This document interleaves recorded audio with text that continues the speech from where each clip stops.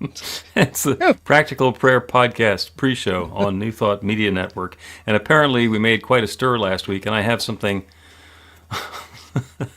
that I picked up because you didn't manage to find one on your own. Well, you know what? I keep my tools very, organized in an organized place, which is further than 2 minutes away from here where I am right now. So I couldn't do it. And the first thing I thought is, all right, I'm going to go get a knife and just fix the screw. But then I thought, here's that subconscious thing. You can't do that. You're not supposed to use a knife for that because it's going to bend the tip. No, you just have to hold the mic one more week. Okay. It's not my fault. It's self-talk. And the universe says, yes. Yes. Yes. You want to hold the mic for another week? You want to tighten the screw in the microphone stand adapter, a running bit on the podcast? We can do that. I've had goofier things that have been running gags. Go ahead. Because there's the matter of the subconscious mind is right in there. Like, why could you not just grab something and tighten up the screw? And I went through this whole thought thing, and even as it, a friend of yours called and pointed it out. So you've even had a midweek reminder.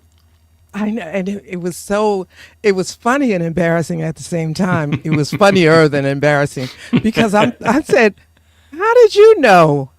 She said, "Because I watched the pre-show."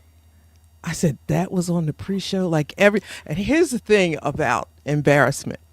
Okay, the first thing I think of is not so much that it was stupid, because people do stupid, but right. How many people saw it or knew that I did it? Now that was another thing altogether. So there's stupid, and then there's publicly stupid. That's awful. And then there's broadcast stupid. But all of it was not stupid enough for me or the feeling to make sure I had it done. Yep. That's. Four of the most dangerous words I learned when I was a boy are, "Hey Ma, watch this." That was almost certain to be followed by mayhem. Almost. Yeah. So anyway, let me do the business. Welcome to the folks who are joining us on New Thought Media Network. I am Bill. That's Carol.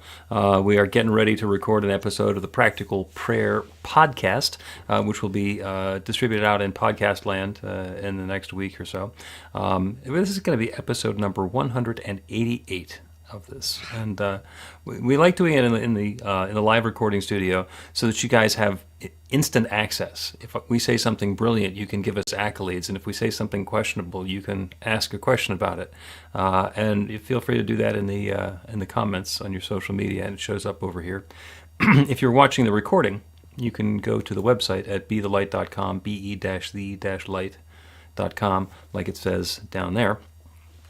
And there's a section about the Practical Prayer Podcast on the website, and you can go to that one and put your comment in the same spot. Yeah, you can do that. And follow all the other exciting things that are going on at bethelight.com. So I've been doing meditations. A dozen times a week I do a live meditation, and 3 mornings a week we do it on Insight Timer. And I was just cruising through Insight Timer and discovered that you are doing quite the live series there as well. You and your buddy Rumi. Is that the first time you saw me on Insight Timer? I think doing it is. Stuff with Rumi? Yeah? Yeah. All right. You've been doing stuff for a while, and you got a library over there. But it's mostly because I got these new AirPods, and I discovered that it really makes a difference in those binaural meditations. I can really feel the individual chakras. So I'm sitting there going through the tracks rather than just listening to the timer. And there's looking for my buddies, and there's you. Really? That's how I popped up. I never know how that happens. I just, when somebody says, I saw this, I'm thinking, yeah, I did that. Yeah. Okay, right. Yeah. I did that. Well, I was looking through the live event. Somebody told me that my Insight Timer Live wasn't there, so I went and looked through, and it was there. And then later today, there's one of yours. It's like, oh, and click through and see what else she's doing. Oh, that's a whole bunch of this. Yeah. It's Carol Prolific Lawrence. Uh, You're everywhere. I hinted at that before. Mm-hmm. Yeah. Yeah, and I keep finding you in various places, and it's always sort of a delight. Well, that's a nice thing to say. It is. But I've learned so much by doing what I do. And it's not all the technical things that I've learned, and it's a lot of self stuff, like personal stuff I've learned in doing it. And I don't know that people I don't know that they appreciate it. I'm not saying that they don't, but in doing it, every step I question, not in a negative way, but why are you doing this? Mm-hmm. And I go through sort of a checklist because it's so important at different points in our life. We're checking for different things, Right. and I'm very conscious of that. I say sometimes I wish I had been this conscious of it when I was 30, but it really doesn't matter. It doesn't much matter. I think it matters now. Yeah. You know. The old saying, if I knew then what I know now, I would have been old early. So, Yeah. Go Yeah. figure. Go figure. Yeah. We could keep talking about this stuff for a while. We have an intriguing topic for the podcast today, and let's go ahead and open it up, and then you can tell everybody what it is. Okay.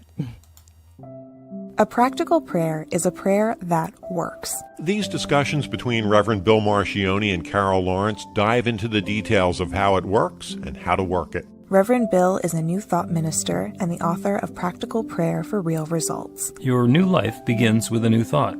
Carol Lawrence is on a spiritual quest, finding the New Thought teaching after decades on the pulpit in 3 different traditional denominations. I've got some questions. Together, they're exploring the philosophy and activities that come together from many of the world's religions to create the practical spirituality that is New Thought.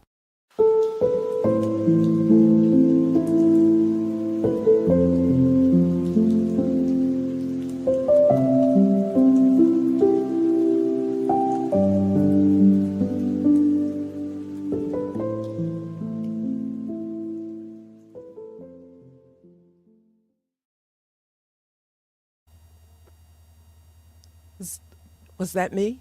That's you. No, I mean that it went away, like froze or something. I couldn't is it see back now? anything. Yes. Okay. So I don't know at what point we are in this. You're about to say, welcome to the Practical Prayer Podcast.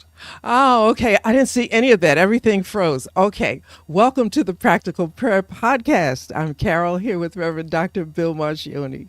Looking forward to a very, very entertaining and uplifting and insightful conversation today. And I intentionally did not let you go into the details of it before we started the episode, and I specifically did not give any of my opinions because I have a feeling this is going to boomerang in several different directions. All I know is it's about abundance somehow. Yeah. Abundance is the word that goes around. Everybody wants abundance, and we talked about this a couple of weeks ago, and you explained it in such a way that it was really a powerful, eye-opening experience in the discussion. We talked about God is abundance. And in short, what we do is pull from the abundance. This is my my interpretation of it. Abundance is everywhere. It's everything. And you can see it in nature and all of that business. We know that. So what we are doing is actually, in my language, I'm pulling from the sea of abundance or the ocean of abundance, that which I need in the moment, because it's there in abundance. Right. So I'm not going to deplete it, by pulling from it, but that's how I understand it. Now, that felt to me for a time, I understand it, that's something that I can do because I know it. But then there seems to be another level of that. And that is, I am abundance. How do I become or feel second nature to the abundance such that, the abundance is within me? That which I need is within me in abundance, right? But sometimes that can sound a bit, I'll say, poetic, So speak on Well, it's that. definitely squishy. It's definitely squishy. It's not something that's as solid as we people out here in the world that we like to control would sometimes prefer. So, abundance. And people say, oh, I want to pray for abundance. You can't pray for abundance. We live in an infinitely abundant universe. If you think about it, there are billions of stars in billions of galaxies. And each one of those has the possibility of planets like ours with billions of living creatures on it. And there's just not a limitation in the universe. The thought that the infinite creative power that created this manifest universe doesn't have what it takes to create another solar system, it's preposterous. We would never even consider that, right? So if there is enough goods to create another solar system, not just a planet, a whole solar system, then whatever it is that we want to have in our experience of life is certainly possible. Now, that doesn't mean it's going to show up instantaneously just because we recognize the infinite, abundant nature of the universe. What that means is anything is possible. That abundance is everything, everywhere, everyone. And kind of got to remind ourselves sometimes it's not true that the universe is infinitely abundant except for the 3 feet around me. So we're not separate from that abundance. It is available. So then the immediate next question is, well, then how come I'm sometimes concerned about not having enough? And that has nothing to do with the abundant nature of the universe. That happens to do with the current state of distribution of the stuff, especially the stuff that we think that we want. If I want something and I don't have it right now, it's not because of abundance. It is because the experience of lack that I'm having has shown up out of that infinite abundance. The word that we would use for our own experience of abundance is prosperity. Because the great line by the comic and philosopher Stephen Wright, who said, you can't have everything. Where would you put it? And it's true. Everything is there. Some of it we have access to, some of it we have ownership of, some of it we have control of, some of it we can manage in our own way. But it's all there. It's all there. So the spiritual practice and the practice of activating our experience of abundance, of not of abundance, but of being participants in this abundant universe, is to get into the groove of enoughness, to have the supply that we're seeking, to have that balance between what we want to experience and what we do experience. Does that change the question?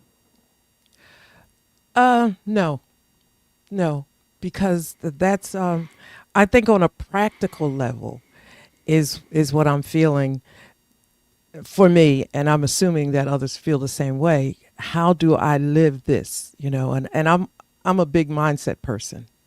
So what I thought after you explained it, I said, okay, all right, I haven't been correct. I'm not upset, but I got it now. And it makes perfect sense. So it's a fit, right? I got this.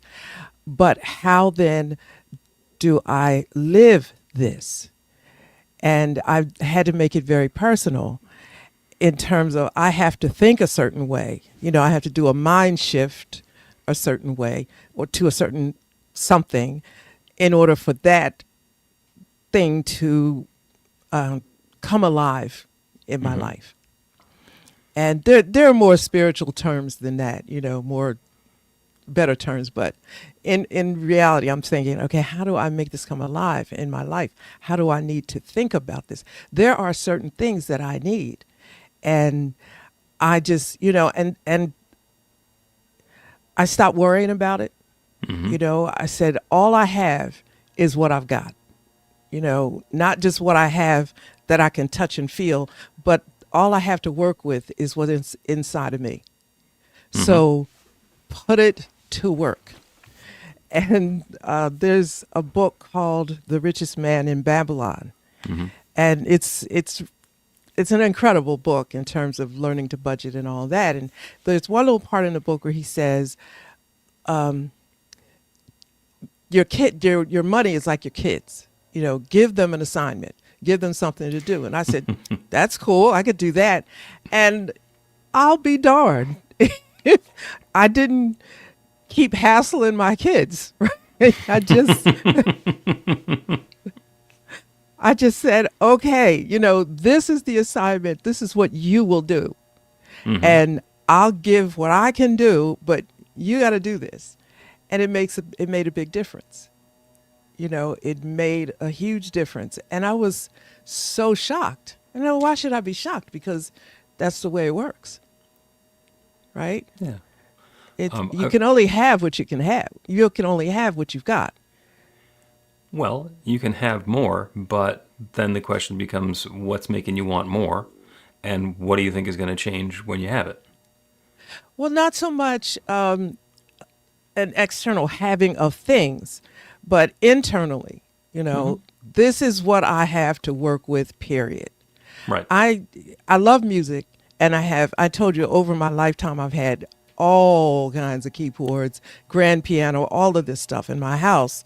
And two of the instruments right off that I can think of really outclass me. So, you know, why did I get them? Because I thought I would be able to, you know, be better if I had the better external stuff. But it really wasn't that at all. It was me. You know, the change. So I started saying, well, what do you have? You don't have the innate skill to play this instrument that has outclassed you. Okay, you can handle a couple of keyboards. That's it. Right. So, and looking down a checklist of other things. Just work with what you got. The best you can, and go for it. Yeah, and what as a recovering perfectionist, I spent a lot of time saying, well, if I can't do something to a level of excellence, I'm not going to do it at all. And I missed out on a lot of things that are fun to do, whether you do them the best or not. And so now I've let go of the perfectionist thing, and I'm just having fun. And it's going okay. And sometimes I compare myself to other people who are doing the same sorts of thing, and they might be doing it a lot better than me, and I wonder if they're having as much fun. And the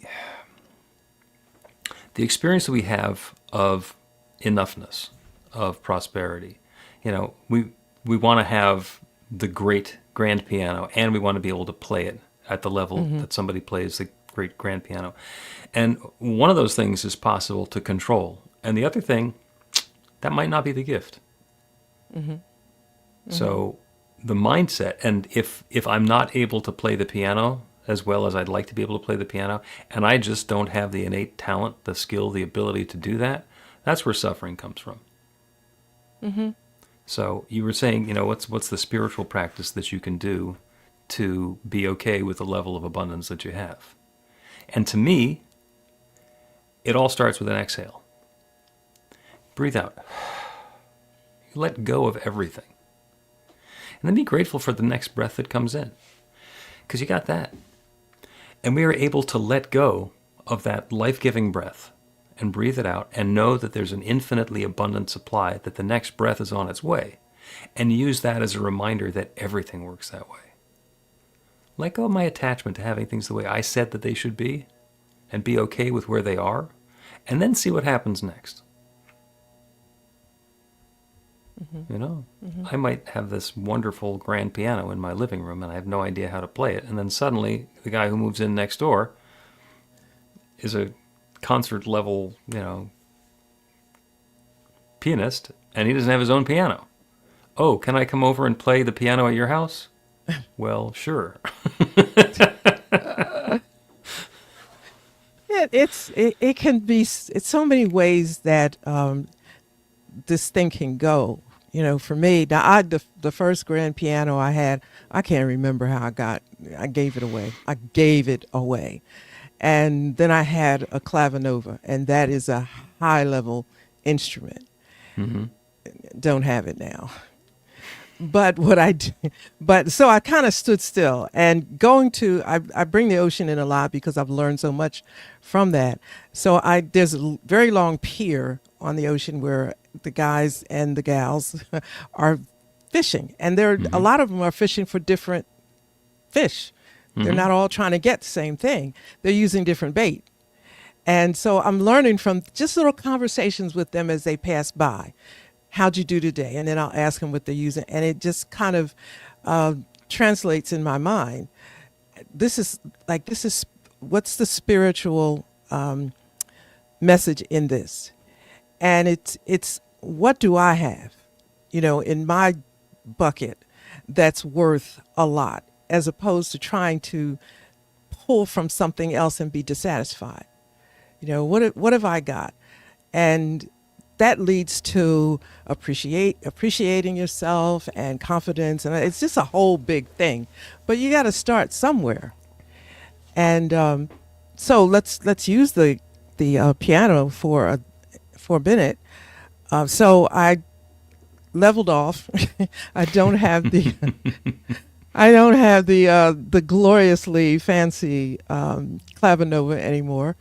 And I was very happy not to have it because it belonged with someone else that could do, that really could do more with it than I could.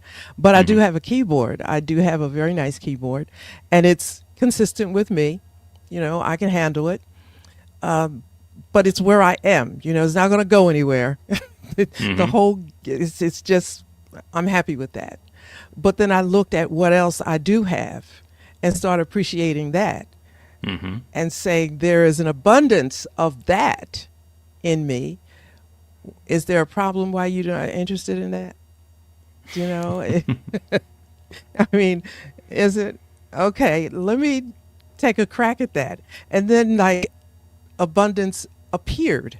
And I'm not talking about the normal idea of it being money and prosperity, but I'll just say abundance appeared. And I thought, how about that? It's like getting recognizing the different flavors of abundance and the different kinds and how it shows up. And there's more than you can't use it all, I don't think. I think every time I dip in, there's more there, much to my surprise. Yeah. That's pretty cool. Yeah. Let's take a break. And actually, I'm going to invite the audience to answer this question while we're taking the break, which is, what does wealth mean to you? Learn to put practical prayer to work in your life. The steps are simple to learn and let you begin to get real results to create the life of your dreams immediately.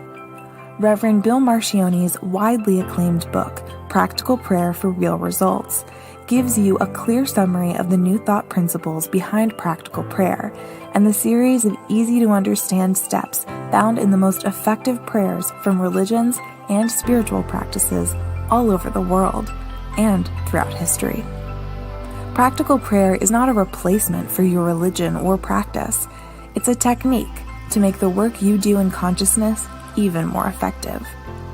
The book includes 40 prayers on various topics that you can adapt as needed and use as your own. Practical Prayer for Real Results is available in paperback, Kindle, and audiobook on Amazon or at b-the-light.com. That's b-the-light.com. Welcome back to the Practical Prayer Podcast. I'm Carol, here with Reverend Dr. Bill Marchiony. Having a wonderful conversation about personal abundance, and we were up to wealth, which was the question that I posed prior to the break. What does wealth mean to you? And for different people, it means different things. Some people think wealth is, it's yachts and private jets and gold baubles and millions of dollars and champagne every time you turn around. But that's actually luxury. What does wealth mean? What is wealth to you? And being honest with ourselves about what we think wealth is can be really valuable. Do you have a working definition, or do you don't care? No, I do care, but I've redefined it, you know, because I'm still stuck on enoughness. And to be honest with you, I've never been dissatisfied with what I have. You know, the things that are most important to me, I've never been dissatisfied. People have told me that I shouldn't be satisfied. They.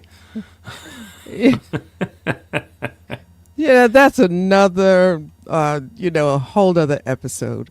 But when I thought about it, I've always been wealthy in a lot of ways because I've always had enough for what I wanted at the time, and Yeah. I didn't realize that I wasn't, something was wrong with me because I didn't know that I had a poverty mentality until somebody told me. And I said to myself, I'm not quite sure I do. Right, you leaned against your grand piano in the living room and said, "Do I have a poverty mentality?" Like, No, I don't, but if no, and if I don't have it, like I'm so in the moment, and this is not a big, like a big spiritual thing. I just care what I care about. I told somebody that one time and just I care what I care about. And what I care about is I'm working on that right now. So now you want me to think about other stuff. Now, okay, do I have a poverty mentality because I don't want a jet? I don't need the jet right now. What I need is what I'm working on right now. Mm-hmm. And that might mean nothing to you, but it means everything to me. So I do what the ascended masters tell us. Just don't talk about it. Just Keep it to yourself. just keep it to yourself. And A working definition of wealth could be financial freedom, which is an experience of plenty, and it's when it comes to money, enough to spend, share, and save. mm-hmm. And for some people, that's wealth. And my friend and colleague, Edwene Gaines, just did an event with her a couple of weeks ago, who's been teaching prosperity issues for decades, was so impoverished she didn't have two nickels to rub together. And at this point in her life, as she describes it, she never has to look at another price tag. Mm-hmm. So if she wants something, she can buy it. And somewhere along the path in there is wealth and prosperity, that feeling of enoughness. The idea of lack of prosperity, or lack in any manner, lack of prosperity or poverty, is all about wanting the experience to be different than it is. Mm-hmm. So there are people in the United States who have very low incomes, and compared to people with very low incomes elsewhere in the world, they have a lot. But they're not comparing themselves to those people. They're comparing themselves to the other people who are in their city or their neighborhood. So it becomes a matter of perspective and framing. What is it that we're looking at? What are we comparing ourselves to? And the experience of enoughness, that experience of abundance, is a breath away. Let go of my attachment to things being different than they are.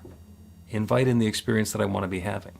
Because a lot of times there's a chain of events in our heads. I need to have money. Well, why do I need to have money? Well, it's because my nephew is sick and he needs medical attention and medical care, and his family doesn't have enough to pay for that. So if I had money, then I could pay for that, and that would solve the problem. Well, there's other ways to solve the problem. You don't want money. What you really want is for the kid to get medical care or health care, or to be healthy. All right. Mm-hmm. So you set the intention for what you really want to have happen, and then the kid suddenly gets healthy, like snaps out of it. It's a spontaneous healing and remission. Is that okay? Didn't involve any money. Mm-hmm. We need to be clear about what is the experience that I want to be having, set the intention for that, and not get in our own way. So how about, I think about it, and I do think about it like that. I do. I also think about where it is right now is not where it's going to be not too long from now. And I'm so very cool with that. You know, if this is working right now, I know this is what I've got, and it's going to be better. It's going to take me where I need to go. Number one, it's all I've got. So, so why spend? Because if you're not satisfied with that, you're going to look at other people and try to mimic them because they have more. They're doing it. Let me do it that way. That'll lead you. You'll just be crazy. You know. So, yeah. I pay attention to what I have now. And does that mean that I feel like I live in abundance? I don't know. I don't think of it like that. Like maybe I should, but I don't. I know that I've got a goal or a vision or, you know, a Neville thing, you know. I have an end. And I have no doubt. There's nothing that makes me think I'm not going to get there. So I don't have to stress it. I just have to deal with what I got right now, which is enough in the moment. And when I need more, it's going to show up because it is necessary. Now, maybe that's childish, but I don't think so. No. You know, because I'm not going to spend time that I should be relaxing and laughing with my husband. I'm not going to spend it worrying about, oh my God, I don't have enough to get, you know. Yeah. We were doing a meditation a couple weeks back, and somebody was very low energy. And I said, well, what do you want to pray for? And the response was, unlimited energy. And I said, nope, not going to do that. And the question was, well, why not? It's like, okay, because the sun has a lot of energy. And I don't want that here. So I don't want unlimited energy. I just want enough. I want that experience of plenty of energy, that vim and vigor, that vitality, that spring in my step, that the perfect amount of energy. Because after I've had 3 cups of coffee, having 3 more is not going to help. No. No. No. There's a level and there's a balance that's good. And you can understand when somebody says, I want unlimited energy, but that's not actually what they want. They want that until they start getting it. And then the caffeine shakes start, and then it starts getting hotter. It's like, whoa, stop. Yeah. It's helping me, a person define what they really want, you know, which is helpful, because if they can define it, they can own it and figure out how the principles land in that which they own. Yeah. You know. As our minds are telling us about the things that we want to have, you know, and when we think about abundance, what we think about is the things the areas where we don't feel abundant. There's a really good, and this is an intellectual, mental tool. This is not spiritual. It feeds our spiritual awareness. Just ask why. You know, there's something I want to have. Why do I want to have that? Well, because then I'll have this. Okay, well, why do I want to have that? And you just keep on asking yourself until you get down to what's the feeling that you want to have once you get all of this stuff. And then circle back to, if I had the feeling that I was looking for, do I need all that other stuff? Is that all a means to an end? You know, I want to have a nice house in a wonderful neighborhood. I've done the vision boards about what my perfect home is, looks like. And I'm just so unattached to it. It's like there's lots of fun things about, the lotto jackpot winning experience of life. I don't need it. I don't need it. I'm not going to sit here pining until, I have hundreds of millions of dollars available to me. I'm okay with it. I'd be willing to give that a test drive, see how my life goes, with $100 million. It's not necessary. One of the things that I think about is, what am I willing to pay for what I want? And so if I want this, for example, I live in a tiny condo, which is perfectly fine for the definition of, what is it? active community, active adult, whatever.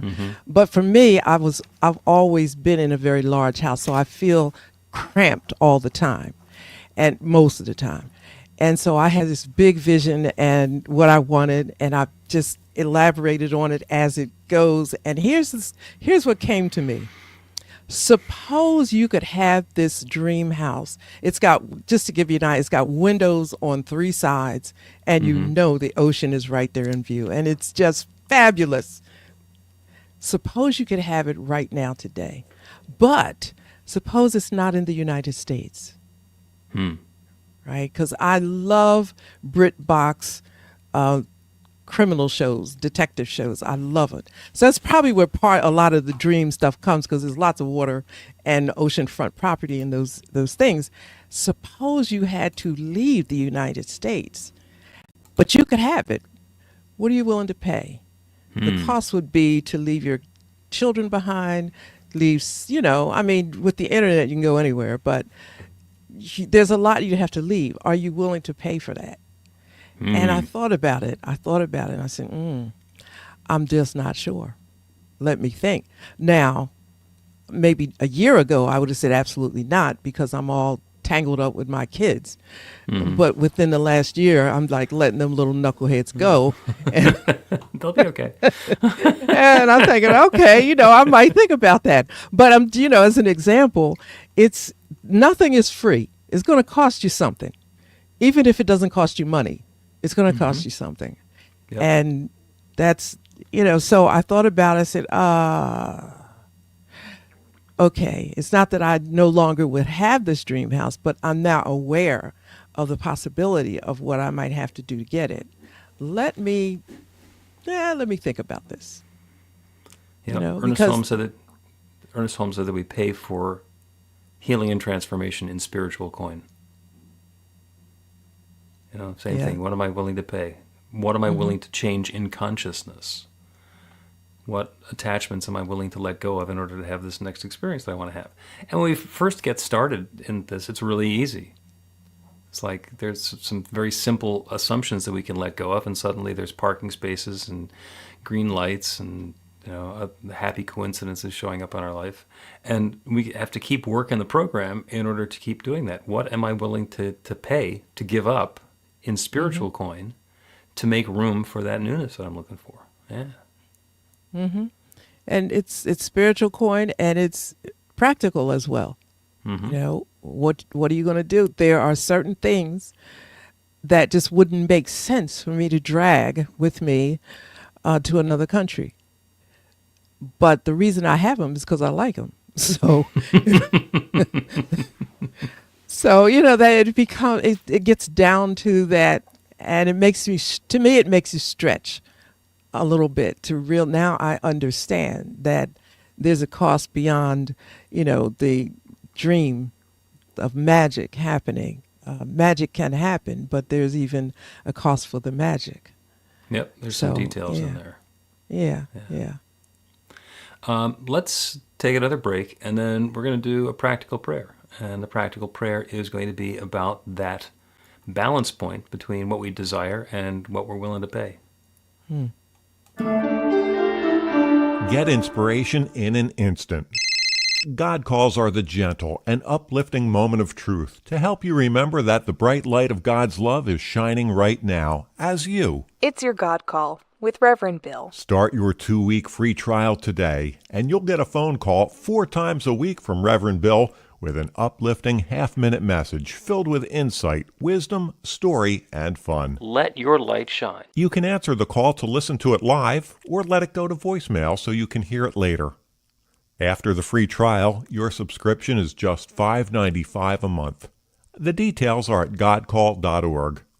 God calls are disruptive, intentionally. Whenever you write something, put on a gold star. They take you away from your routine to remind you about the truth of who you really are. They come at random times between 8:15 a.m. and 6 p.m., so you won't be expecting them. And somehow, the message is exactly what you need to hear at the time. Magic is loose in the world. It's a moment of motivation in the middle of your day. Find out more and start your 2-week free trial now at godcall.org. Welcome back to the Practical Prayer Podcast. I'm Carol, here with Reverend Bill Marchiony. We have been talking about personal abundance, or our experience of abundance, or experience of prosperity in an infinitely abundant universe, and a lot of discussion about where that balance point is. So we're going to do a prayer. We're going to do a practical prayer about being in that place of balance, where what we're desiring, what we're wanting to experience in our life, and what we are experiencing in our life are the same. That is an experience of prosperity, and that's prosperity in our finances, that's prosperity in our health, in our relationships, in our comfort, because I don't need to remind you that when somebody strikes it rich and they've got tons and tons of money, but then they get diagnosed with a terminal disease, that the money doesn't mean anything anymore. It's like, oh, whoa, I have to spend this quick and see if I can have some fun while I do it. There's plenty of room for difficulty and challenge in our life. And that experience that we're looking for, that experience of enoughness, of abundance, of sufficiency, is in all the areas of our life. So let's do a prayer on that. So the idea is to allow, embody, surrender, so we can accept. Start by taking a deep, full breath out. Let yourself become empty and available and receptive. And then whenever it's comfortable to breathe in, go ahead and do that. Let yourself be filled. Notice that there's exactly enough air for this breath, for this moment. And then let it go again and continue that. And use that as a reminder that all of the good that is necessary is available in every breath. And the same thing is true all the time. Because there's one creative power, one divine presence, one love, one source that is sharing itself as its creation. That one is the one that is providing this breath. That one is providing each of us as an individual desiring that breath. And there's that perfect balance that's happening. It is available. It is fulfillment. It is sufficiency. And in the same way that we don't have to struggle for that next breath, it is available to us as long as we are able to embody it. We get to be filled. And that infinite creative power that creates everything has in fact created each of us. It is creating this next moment as us now. Whatever path we have been on has brought us to this particular moment now, this intersection in space and time. And what happens next is not limited by what's happened before. Anything is possible. This is a universe of infinite possibilities. So as we each surrender our attachment to how it looks, to how it works, to how it's going to happen, to the sequence of events that we've figured out that need to happen in order for the good that we're seeking to come into being, as we let go of that, as we surrender that, and allow that infinite creative power that is within to start creating something new, we open ourselves up to those new possibilities. They happen. And that experience of abundance, of enoughness, of sufficiency begins showing up in new and different ways, or in completely familiar and repeated ways in our lives. The health and vitality and well-being and comfort in our physical bodies. The prosperity, financial freedom, and enoughness in our state of affairs. The richness and love and connection in our relationships. The creativity and the satisfaction in our work. The depth of awareness in our spirituality. It all unfolds in new and uplifting and delightful ways. Because that infinite creative power is always saying yes. It is always saying yes. So as we let go of our focus and attachment on things that are not up to our desired level, as we are willing to do the work in transformation that's ours to do, in order for our lives to experience change, we need to change. There might be something we need to release. So we're each guided to that which is ours to let go of, and are following that guidance. Maybe this isn't what I wanted. Maybe I'm not willing to give that up. Maybe that's not a change that I want to have happen. But the awareness is at hand for each of us in our own way. And the good unfolds. And the awareness of the good unfolding shows up for each of us with clarity and insight. That's what I'm claiming. That is the good that I'm claiming now, and I know that it's already happening because that one infinite creative power that creates everything is already creating this. That creative law is already responding to this intentional invitation. I'm so grateful for it. I'm grateful for the willingness of each one to participate in this good. I'm grateful for the way that the law is responding, and I'm grateful to be able to speak this word and release it into that same creative law that creates everything. And to know it's now creating this. So I let it be. I let it be. And so it is. The Practical Prayer Podcast with Reverend Bill Marchiony and Carol Lawrence is a production of BeTheLight.com. be-the-light.com. Where you can find more information about practical prayer for real results. Our theme is by Music of Wisdom. You can learn about the spiritual community of New Thought Philadelphia with daily guided meditations, Weekly celebrations of spirit, and Reverend Bill's classes in practical spirituality at newthoughtphilly.org.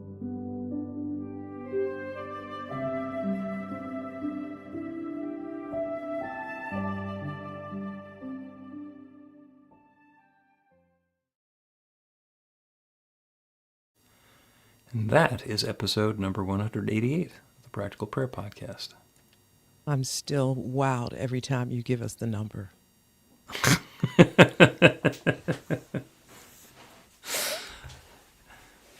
I have this tendency of starting to do things and then just neglecting to stop. And that sort of thing happens. We started out, I don't know that we would have thought 188. I know I didn't think of 188. I didn't think of any end game, but I didn't think of 188 at all. Well, I didn't think we had more than 12 episodes worth of stuff to talk about. I've said that before, but it turns out that you have really good questions. I find questions, yeah. You find questions. You think of things to talk about on a weekly Yeah. basis. And that's the part that has been really helpful to me because it makes me dig around, into areas that I may have taken for granted or something that I forgot. And it focused, so it works, Mm-hmm. I think you said one time, you keep showing up, so you must like it. That sounds like me. Yeah, you said that. But, yeah, and I do like it. Let me answer that question. Yes, I do like it. But I think you have to, to me, there's purpose, and meaning for things. Maybe that's just how I am. I look at what is the purpose. Like, we met on Facebook one day. I wanted something, and I put it out there, and bingo, there you are.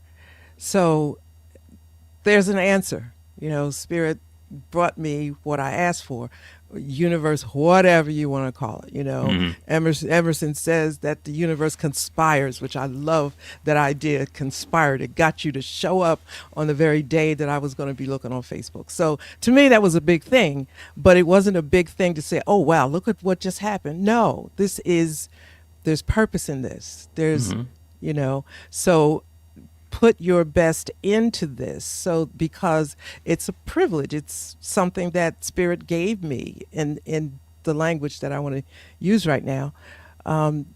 So yeah, I do that. And then the opportunity for being on your podcast, I say to people, I'm a perpetual guest. I think I'm the perpetual guest.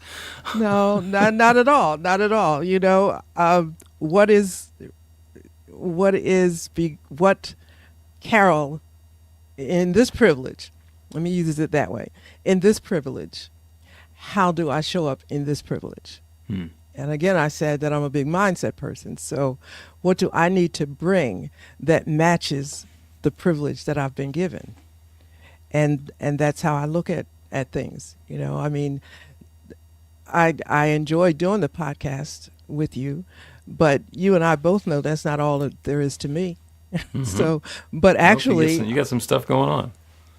Yeah, but who cares? Right now, in the moment, I bring 100% of what needed, I think, or that I can bring to the podcast.